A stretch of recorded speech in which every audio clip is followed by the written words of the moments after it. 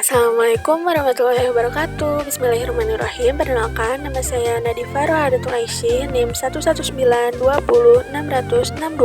Kali ini kita akan melakukan praktikum metabolisme pada mata kuliah fisiologi hewan. Apa sih metabolisme itu? Metabolisme berasal dari kata metabole dari bahasa Yunani yang berarti berubah. Keseluruhan proses kimiawi yang berlangsung di dalam tubuh organisme disebut metabolisme. Metabolisme ini merupakan aktivitas hidup yang terjadi pada setiap sel hidup. Pada metabolisme sel, bahan dan energi diperoleh dari lingkungan sel yang berupa cairan. Cairan yang mengelilingi sel ini disebut cairan ekstrasel. Nah, mekanisme pertukaran zat dalam sel dengan cairan ekstrasel berlangsung melalui 5 cara, yaitu difusi, osmosis, transport aktif, endositosis, dan eksositosis.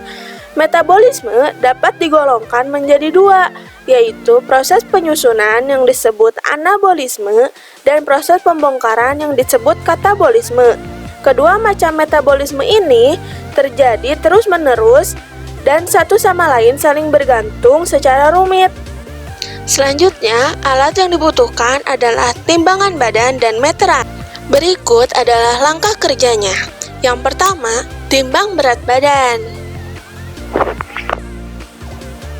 Selanjutnya, ukurlah tinggi badan dengan menggunakan meteran.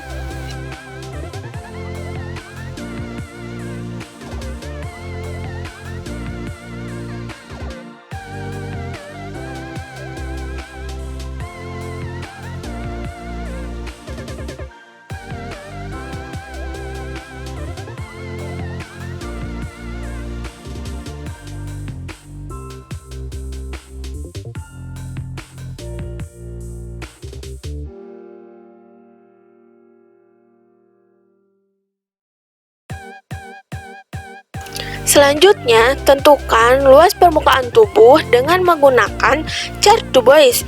Caranya, tentukan titik berat badan dan tinggi badan. Setelah itu, tarik garis lurus di antara kedua titik tersebut. Lalu, angka yang dilalui oleh garis tersebut adalah luas permukaan tubuh. Berikut adalah data yang diambil dari diri saya sendiri, yaitu Nadifa Rohadatul Aisyih dengan usia 20 tahun dan jenis kelamin perempuan, tinggi badan 165 cm dan berat badan 83 kg. Luas permukaan tubuh yang didapatkan dari chart du Bois adalah 1,90, sedangkan BME untuk perempuan adalah 36,9. Oleh karena itu, BMR yang dihasilkan adalah 1,682. Rumus BMR yaitu luas permukaan tubuh dikali BME dan dikali kalori per hari. Apa sih BMR itu? BMR adalah banyaknya energi yang dipakai untuk aktivitas tubuh sewaktu kita istirahat. Energi tersebut dibutuhkan untuk mempertahankan fungsi vital tubuh berupa metabolisme makanan, sekresi enzim, sekresi hormon, maupun berupa denyut jantung, bernafas, pemeliharaan tonus otot, dan pengaturan suhu tubuh.